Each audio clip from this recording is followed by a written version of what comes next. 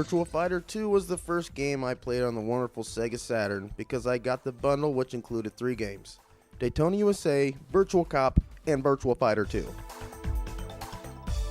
was the first 3D game system I owned and thought the graphics and gameplay were just amazing at the time.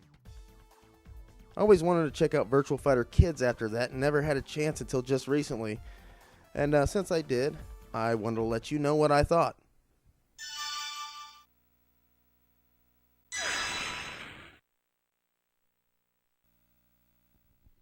Virtua Fighter Kids is an installment of the Sega AM2 Virtua Fighter game series, which was released in 1996. Originally in Japan, Virtua Fighter Kids was released on the Sega Saturn as a promo disc, made in cooperation with the Java Tea drink brand. Under the title, Virtua Fighter Kids, the Java Tea Original Edition. Ready, go!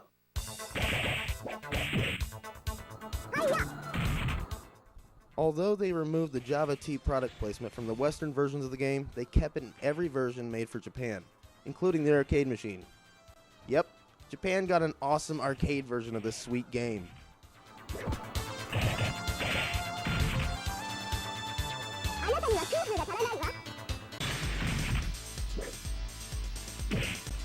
Virtua Fighter Kids is basically Virtua Fighter 2 with big heads. It also plays a bit faster, and let's face it, it's cuter than a button.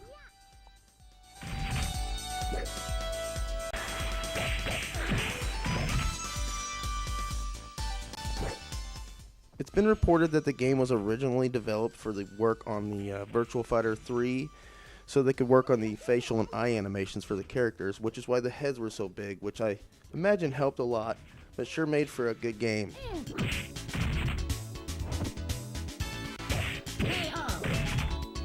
Now the music plays a bit faster and the voices are higher pitched versions of the original Virtua Fighter 2 samples, which does a decent job of making them sound like kids, I admit.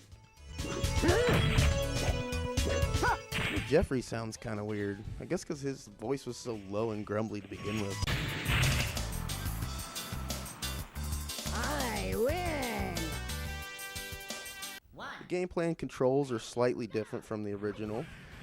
But in a good way. Everything seems to work better in terms of responsiveness, and everything feels tighter than Virtua Fighter 2. So I guess that makes sense.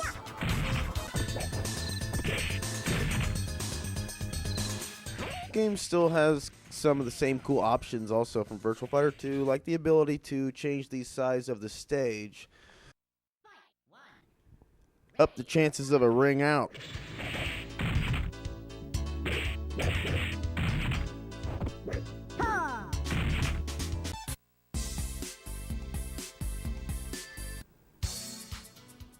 The sound options are really cool too. You can turn up and down the volume of the music, and everybody's playing the music there in the background.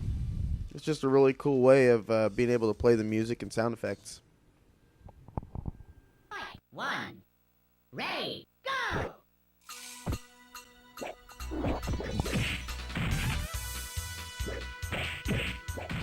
After you choose a character, it allows you to choose like normal or kid mode, which kid mode makes it easier, and I just played it normal, but I already put the game in easy anyway because, to be honest, I'm just horrible at fighting games in general, so I wanted to do this so you didn't just get a bunch of shots of a game over screen.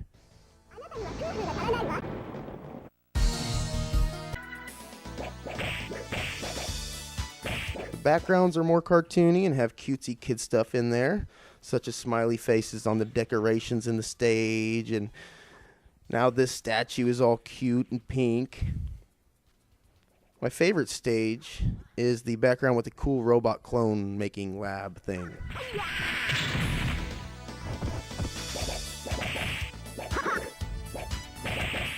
This version also includes some new videos that can be unlocked by beating the arcade mode with different characters, which is pretty cool.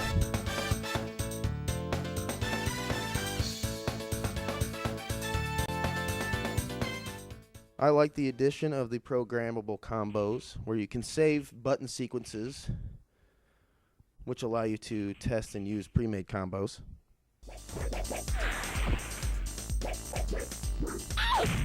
And despite their child likenesses, some of the fighters still have their adult characteristics.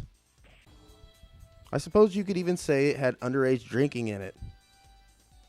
'Cause I'm not so sure that's juice in that canteen. 2, ready, go! I actually really like all the virtual fighting games, and if the whole kid thing doesn't bother you, which I happen to like it in this, I think it works, then this game is a definite improvement over the first two.